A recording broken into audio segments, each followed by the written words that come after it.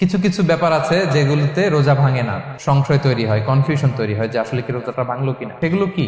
এক নম্বর হচ্ছে ভুল করে যদি কেউ খায়।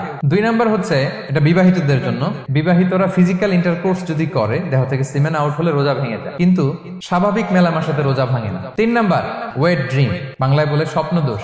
ঘুমের মধ্যে এমন কিছু দেখলেন ফলে আপনার সিমেন আউট হলো, আপনার রোজা ভাঙবে না, শুধু আপনি ঘুম থেকে উঠে ফরজ গোসলটা করে নিলেই হবে। চার নাম্বার হচ্ছে ব্লাড টেস্ট, ব্লাড টেস্ট করলে রোজা ভাঙে না। পাঁচ নাম্বার হচ্ছে অনিচ্ছাকৃত বমি। ছয় নম্বরে নোজ ব্লিডিং, নাক দিয়ে রক্ত ঝরলে মানুষের রোজা ভাঙে না, আনলেস যদি অনেক বেশি অ্যামাউন্টের হয়, আপনি ক্লান্ত হয়ে পড়েন, তখন তো আপনি রোজা ভাঙতে পারেন। সাত নাম্বার রোজা রেখে দাঁত ফেলতে পারবো কিনা, দাঁত ফেললে যে রক্ত বেরোয় এতে রোজা ভাঙে না। আট নাম্বারটা হচ্ছে ইনজেকশন, রোজা রেখে ইনজেকশন দেওয়া যাবে কিনা। কিছু কিছু ইনজেকশন দেওয়া যাবে, কিছু কিছু দেওয়া যাবে না। কোনগুলো দেওয়া যাবে না?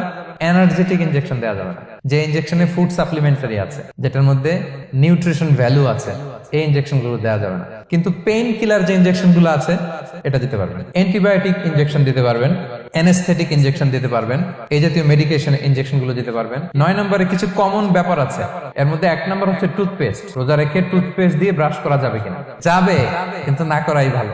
আই ড্রপ দেওয়া যাবে। এরপরে ডায়াবেটিক পেশেন্ট যারা আছে তারা ইনসুলিন দিতে পারবেন, এত রোজা ভাঙে।